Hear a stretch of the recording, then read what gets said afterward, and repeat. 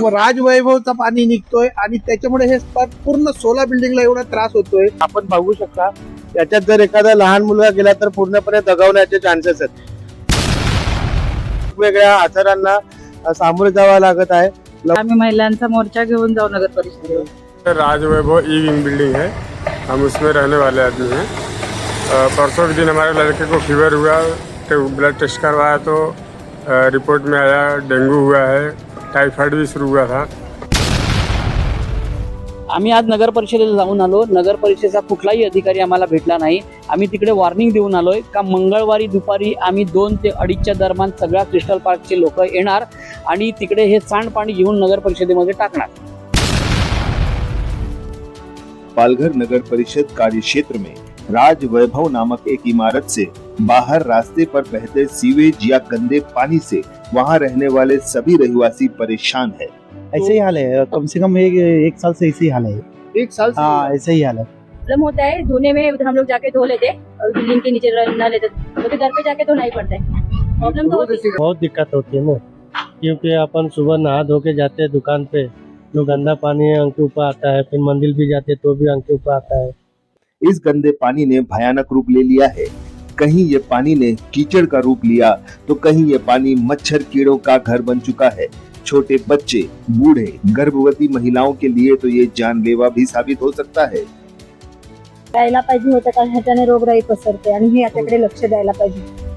हाँ यही रहते हैं. अरे पूरा की आपको क्या बोले, इतना परेशानी है. हम लोग बूढ़े आदमी है, क्या बोलिए. एक बार मैं गिर गया इसी में, पूरा कमजोर सब भेज गया. अब आपसे क्या बोले मैं. हाँ, मैं यही रहता हूँ क्रिस्टल पार्क में. मेरा नाम रोशन पाटिल है. आज 2 साल से पाणी निकल रहा है. हे प्रत्येक वेळी आम्ही सांगितलेलं आहे. हे पाणी या 3 बिल्डिंग मधनं निघतंय. पुढची वैभव लक्ष्मी ही एक बिल्डिंग आणि या बिल्डिंग मधनं हे सतत पाणी निघत असतं. या पाण्यामुळे आमच्या इकडे गरोदर बाया आहेत, लहान मुलं आहेत. लहान मुलं म्हणजे शाळेत जाणारी मुलं आहेत, म्हातारी माणसं आहेत आणि त्या म्हाताऱ्या माणसांच्या पायांना काही जखमा आहेत. ह्या पाण्यातनं जाताना त्या जखमांमुळे त्यांच्या पायांना किंवा त्यांच्या शरीराला भरपूर रोग होऊ शकतो. आम्ही दरवेळेस हा पाणी इकडून गटार पण सँक्शन झालेलं आहे, पण हे गटाराचं पाणी गटार का अजून पूर्ण केलेलं ते काय कल्पना नाही आम्हाला. आणि हे पाणी त्या वैभव लक्ष्मीचं पाणी सतत चालू असतं. राजू त्याचं पाणी सतत चालू असतं. हे आणि हे बघा, हे मुलं कशी जातात बघा. आणि तिकडून येताना काही काना असे म्हणजे सांगणं चुकीचं होतं, पाय असे टाचावर चालायला लागतं आणि इकडून येणारी गाडी जर फास्ट आली तर त्याच्या अंगावर पाणी उडतं. याच्यामुळे किती रोगराई पसरले, मच्छर किती बसले, मलेरिया वगैरे. आणि नगर परिषदेला आम्ही सांगितलं काय, तुम्ही त्यांचं जे सांडपाणी आहे त्यांच्या टाकीमधनं जे ओव्हरफ्लो होत आहे ते ओव्हरफ्लो पाणी तुम्ही काढा ना. तुम्ही ह्या इकडे गटारीमधनं काढून ते पाणी कमी होणार आहे का. ज्या टाकीमधनं ओव्हरफ्लो होतं ते टाकी जोपर्यंत खाली नाही होत तोपर्यंत ते पाणी बंदच होणार नाही. पण नगर परिषदेला ते सांगून सुद्धा त्यांनी काही करायच्या मार्गावर नाही. मग अजून नगर परिषद किती लोकांच्या ह्याच्यात जीव जाण्याचा वेळ येईल असं मला वाटायला लागलंय. गेल्या 2 वर्षापासून जेव्हा इथे भराव टाकण्यात आला तेव्हापासून हे सातत्याने पाणी तुंबत आहे. नगर परिषदेला वारंवार तक्रार करूनही याच्यावर काही ऍक्शन घेतली जात नाहीये. इथे आमचे रोजचे हा बघायला गेला तर हा आमचा मुख्य रस्ता आहे. इथे जवळजवळ 15 ते 16 बिल्डिंग आहे. 350 परिवार इथे राहतात. रोज लहान मुले जातात. आपण बघू शकता याच्यात जर एखादा लहान मुलगा गेला तर पूर्णपणे दगावण्याचे चान्सेस आहेत. यामुळे आमच्या घरात रोज मच्छर येत आहेत आणि वेगवेगळ्या आजारांना सामोरे जावं लागत आहे. लवकरात प्रशासनाने यावर काहीतरी गंभीर दखल घ्यावी, नाहीतर आम्ही सर्व ग्रामस्थांनी ठरवलेले की आम्ही ना येत्या काही दिवसामध्ये नगर परिषदेवर आम्ही मोर्चा काढू. कारण शासनात जर मोर्चा काढून किंवा वादविवाद करूनच जर समस्या साधल्या जात असतील तर त्याशिवाय आमच्याकडे पर्याय नाही दुसरा. मुख्य रस्ता आहे, आम्हाला ह्याच रस्त्याने जावं लागतंय आणि 2 वर्षापासून आम्ही ह्या समस्येला समोर जातोय. लवकर म्हणजे याची हे करावी. आम्हाला एवढ्या अंतरासाठी स्कूटी घेऊन यावं लागते. आम्ही कंटाळा करतो यायला, कारण पाणी असते इथे. तर लवकर हे करावं, नाही तर आम्ही महिलांचा मोर्चा घेऊन जाऊ नगर परिषदेवर.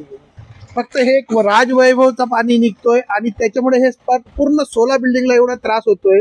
16 बिल्डिंगचे विचार करा किती फ्लॅट आहे. 300 फ्लॅट फॅमिली आहे आणि इथे एक बिल्डिंग साठी एवढा नगर परिषद काय घेण्यात येणार. इकडे मागे का स्लम एरिया आहे का. नाही, काहीच नाही, सर्व बिल्डिंग एरिया आहे. चांगले पट्टी घेतात ते लोक. सर्व घरपट्टी घेतलेले आहेत. घेतात, Permanent घेतात. एकदम प्रॉपर टायमावर ते पाहिजे त्यांना. आणि हे पाणीसाठी घरपट्टी सांगितलं, सगळं कंप्लेंट भरून केली तर सुद्धा- फक्त टँकर आणतात, 2 टँकर 3 टँकर खाली करून काय होणार आहे? ते 1 टँकर रोजचा भरला जातोय तरी पण काय होणार नाही. हे लोकांना फक्त नगरपालिकेचा आणि त्यांचा काय घोळझाळ आहे काही समजत तुम्ही नाही. टॅक्स पेअर आहात, तुम्ही प्रॉपर टॅक्स पेअर आहे आम्ही. बरोबर टॅक्स भरताय, सगळं करताय, तर तुमची फंडामेंटल ही ते एकदम ते इन्फ्रास्ट्रक्चर करायला पाहिजे नगरपालिकांनी. फक्त 1 बिल्डिंग साठी 16 बिल्डिंगला तुम्ही त्रास देतात म्हणजे किती घाणेरडी वस्तू आहे. आणि मग यांचं अधिकाऱ्यांचं तुम्हाला जबाब काहीच नाही त्यांचा. काही अधिकारी येतो त्यांचे माणसं पाठवतो बस. आजच आम्ही नगर परिषदेमध्ये जाऊन आलो, तिथे एकही प्रतिनिधी उपस्थित नव्हता. 1 ते 2च्या दरम्यान आम्ही तिथे उभे होते आणि एक सगळ्यात आश्चर्याची आणि गांभीर्य गोष्ट म्हणजे याच लाईन मध्ये एक पिण्याच्या पाण्याची लाईन गेलेली आहे. तरी देखील म्हणजे किती आपण नगरपालिका किती हलगर्जीपणा करते आणि गेले 2 वर्ष झाले अजून नगरपालिकेच्या इलेक्शन झालेल्या नाही. त्याच्यामुळे जे प्रतिनिधी आहेत त्यांच्यावर कोणाचा दबाव पण नाहीये. तर लवकरात लवकर हे नगरपालिका झाली तर आम्ही जाणार कोणाकडे?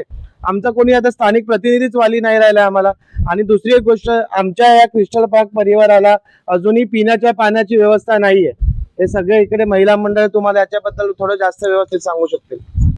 हा, ह्या पाण्यामुळे फार त्रास होत आहे. दिवसात 4-5 चक्र राऊंड होतात. इथून जाणं येण्यासारखं पायावर पाणी उडत आहे आणि त्यामुळे पायाला त्रास होत आहे, एलर्जी होते, पायाची साल निघत आहे आणि लहान मुलं आहे. परत ताप सर्दी खोकला हे पण आहे. शाळेत ने-आण करायचं, ट्युशनला ने-आण करायचं, स्लीप पण होत आहे. इथून त्रास होत आहे भयानक. सर, मी क्रिस्टल पार्कची रहिवासी आहे. आमच्या क्रिस्टल पार्कला 16 बिल्डिंग आहेत. 16 बिल्डिंगचे नाही करता तरी 300 समथिंग काहीतरी फ्लॅट्स आहेत आणि त्या प्रत्येकी फ्लॅटमध्ये पकडले तर 4 माणसं जरी पकडली तरी 1600 माणसं होतात. आज 1600 माणसं इथून येता जाता त्यांना होणारा त्रास हा आणि ही पसरणारी रोगराई, ह्याच्यावर काहीतरी नगरपालिकेने ऍक्शन घेतली पाहिजे. आमच्या मुलांना येता जाता इकडनं खूप त्रास होतो, चालत जातात ते. शिवाय आमच्या काही महिलाही खूप चालत जातात इकडनं, अंगावर पाणी उडतं हे घाणेरडं. आपले इथे वयस्क लोक पण आहेत. हो ना. आणि इथे घसरण्याचे खूप चान्सेस आहेत. मळी बसलेली आहे अक्षरशः आणि हे बिल्डर लोक काही करत नाही. मला वाटतं ह्या बिल्डिंगचे बिल्डरांचं नाव आहे काहीतरी राजू पाटील आणि शैलेंद्र बापना असं काहीतरी आहे. तर सगळ्यांनी मला वाटतं त्यांच्याविषयी ऍक्शन घ्यावी, नगरपालिकेने ऍक्शन घ्यावी. नगरपालिका काही करत नाही का ह्याविषयी? नगरपालिकेने ह्या गोष्टीचं आन्सर द्यावं. आणि ह्या आधी पण आम्ही 1-2 वेळा अर्ज काहीतरी पाठवले होते, आपण ना पाठवले होते, सगळ्यांच्या सह्या घेतल्या होत्या आणि अर्ज पण पाठवले होते. पण नगरपालिका ही काही करत नाही का, असं होतं काय कळत नाही. पण त्याविषयी आम्हाला होणारी ही रोगराई आहे, खूप इतका घाण वास येतो या मूत्राशयाचा वगैरे इथून, तर ते जरा नगरपालिकेने बघावं. मला नगरपालिकेने एक उत्तर द्यावं की ते आमच्या 385 फ्लॅटमधून घरपट्टी तर वसूल करतात, आम्ही घरपट्टी कोणत्या ह्याने भरायची त्यांना? मला नगरपालिकेने उत्तर द्यावं. घरपट्टी वसूल करायला तुम्ही बरोबर येता, हे घाण पाणी तुम्हाला दिसत नाहीये, बरोबर आहे की नाही?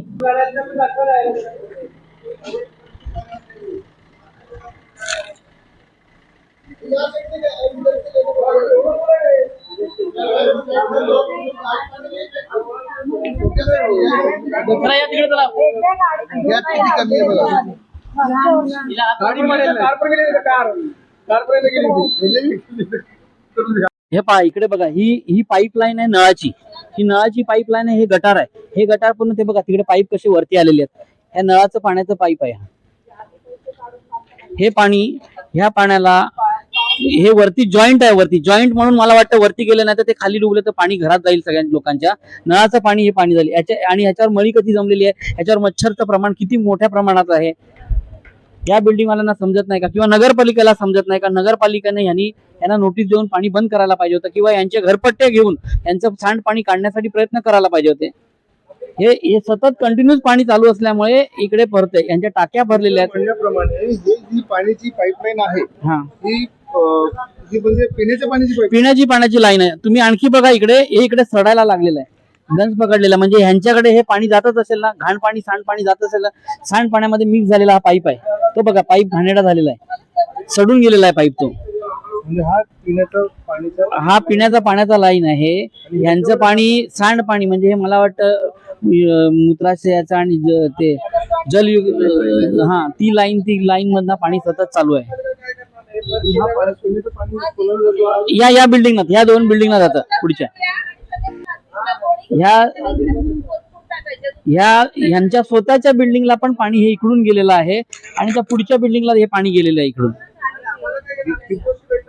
आम्ही आज नगर परिषदेला जाऊन आलो. नगर परिषदेचा कुठलाही अधिकारी आम्हाला भेटला नाही. आम्ही तिकडे वॉर्निंग देऊन आलोय का मंगळवारी दुपारी आम्ही 2 ते 2:30च्या दरम्यान सगळ्या क्रिस्टल पार्कचे लोक येणार आणि तिकडे हे सांडपाणी घेऊन नगर परिषदेमध्ये टाकणार. हे आम्ही सगळ्यांनी ठरवलेलं आहे. आज आम्ही नगर परिषद मध्ये गेले असता आम्हाला एकही अधिकारी जागेवर सापडलेला नाहीये. आम्ही इतर कर्मचाऱ्यांना आम्ही ताकीद देऊन आलेलो आहे. मंगळवारपर्यंत जर याचा काय सोल्युशन निघालं नाही तर आम्ही सरळ इकडचं सांडपाणी उचलून आम्ही ना नगरपालिकेच्या आवारात फेकू आणि सगळे तिकडे ना ठिय्या आंदोलन करू. आम्ही सर्व 28 तारीख 2:30 ते 3च्या दरम्यान आम्ही सगळे ग्रामस्थ जाऊन तिथे आम्ही जमणार आहोत आणि एक तर ठिय्या आंदोलन करू आणि इकडचं सांडपाणी बादलीने घेऊन आम्ही तिकडे फेकू. त्यांनाही कळेल की याच्यातून किती उग्र वास येत होते. राज वैभव ई विंग बिल्डिंग है, हम उसमें रहने वाले आदमी हैं। परसों के दिन हमारे लड़के को फीवर हुआ, तो ब्लड टेस्ट करवाया तो रिपोर्ट में आया डेंगू हुआ है, टाइफाइड भी शुरू हुआ था। उन्होंने फिर हम लेके गए दवाखाने में, वहाँ पे चेकअप हुआ, अभी से नॉर्मल शुरू हुआ है। मतलब डेंगू हो चुका है? डेंगू हो चुका है।